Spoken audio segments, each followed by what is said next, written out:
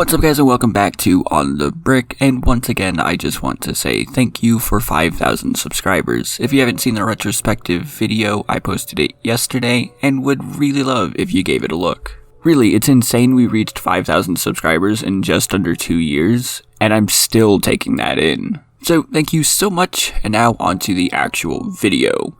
This week, of course, I have for you the custom printed waxer from AV Figures. Both Viper and 66 Bricks correctly guessed this last week. Now, this is a figure that I did not actually purchase directly through AV. Instead, I bought this secondhand through someone I trust on Instagram. At the time, I was told this was a normal printed figure, as in not one of AV Figures' misprinted ones.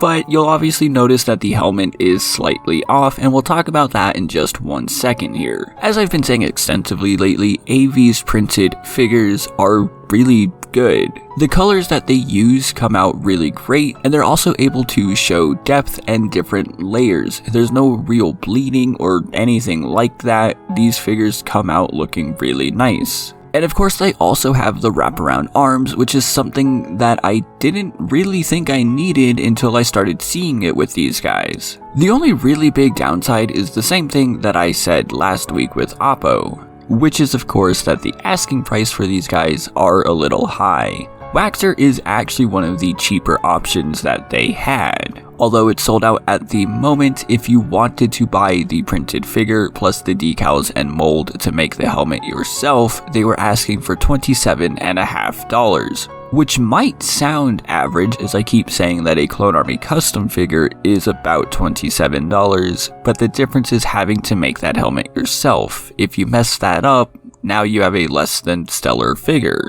Also, you have to consider that Clone Army Custom's waxer is fully printed and comes with a custom printed head as well for only $29.50. So if I was looking at this, I would rather pick Clone Army Customs and get the complete figure for the smallest amount more. And again, that's not to take away anything from AV Figures. Waxer here came out looking good.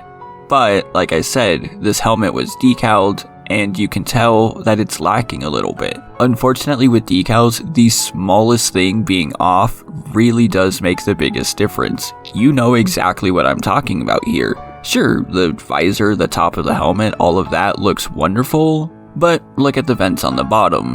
One of them is slightly off and is coming off. And sure, that's probably something that I can fix, but if I'm paying about $30 for this guy, that's not something I want to have to do.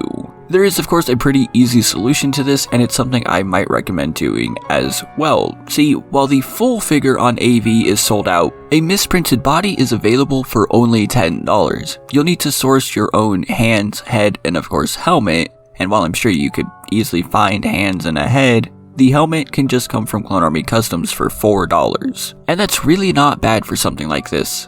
Also, I find it really weird that the misprinted version of this is actually more expensive than the regular version was, and that one is still available if you want it. Just had to point that out.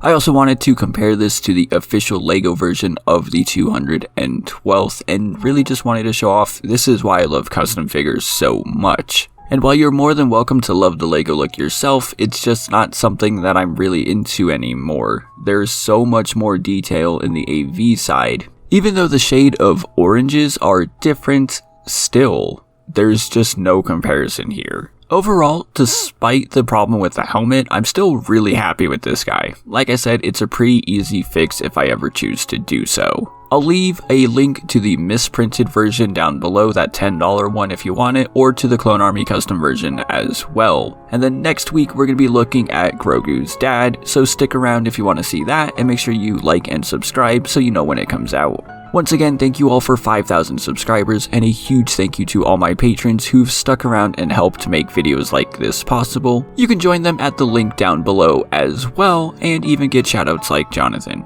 Thank you all so much for watching, and I'll see you next time.